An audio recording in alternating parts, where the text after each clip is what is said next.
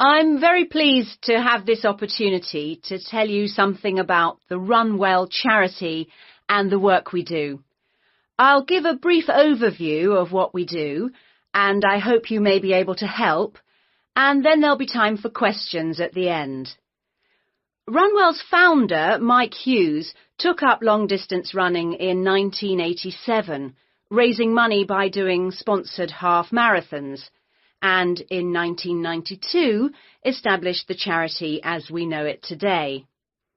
By 1997, the runs were being filmed by local TV, and today they appear on national TV every year.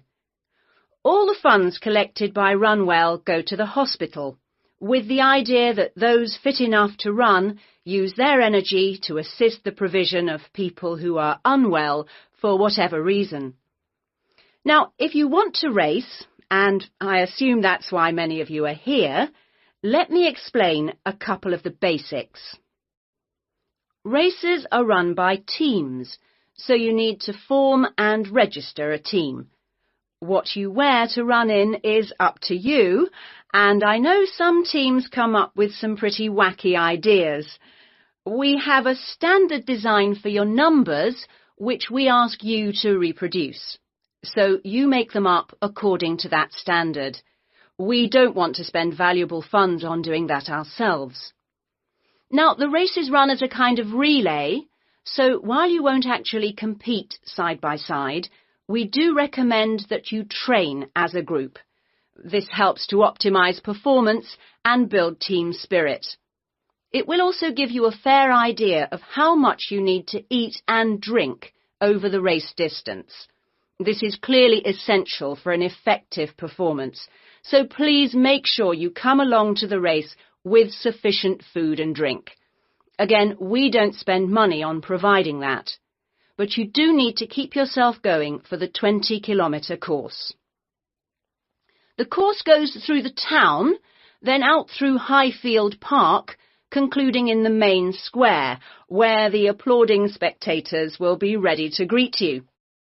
There are many different prizes, including oldest runner, youngest runner, team with the most sponsorship, team with the best costume. That one's donated by Zoom Fashions. The Mayor will introduce the Minister for Health, who will hand over each prize to the winners, and then the hospital president will make a short speech. Before you hear the rest of the talk, you have some time to look at questions 18 to 20. OK, that's the big race. But I know there are many people who don't feel they are up to running a 20-kilometre race, but who would nevertheless like to raise money for Run Well.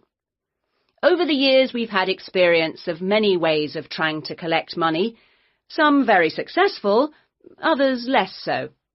Now, of course, 20 kilometres is too far for children to run, but there was a sponsored swimming event at the local school last year, and that did very well. People have also tried to organise food-based events, such as selling homemade cakes and bread and so on at the market. And there was a large picnic arranged in 4 Bright Gardens, although these events failed to justify the efforts put into them, though I'm sure they were very tasty. These days, so many people are out at work all day that going from house to collect money isn't very effective. But it is possible to raise useful funds by selling small promotional items, such as badges with the Run Well motif on them. We're currently checking to see if postcards, perhaps showing the race's winners each year, might also be a good idea or not. We do appreciate the efforts that have gone into selling second-hand goods, but to be honest, the returns have not been very high on this. One very dedicated group organised a team quiz recently, which went very well, and it would be good to see more such activities. There's also been talk of a concert, but we'll have to see how plans for that progress. Now, are there any questions at this stage?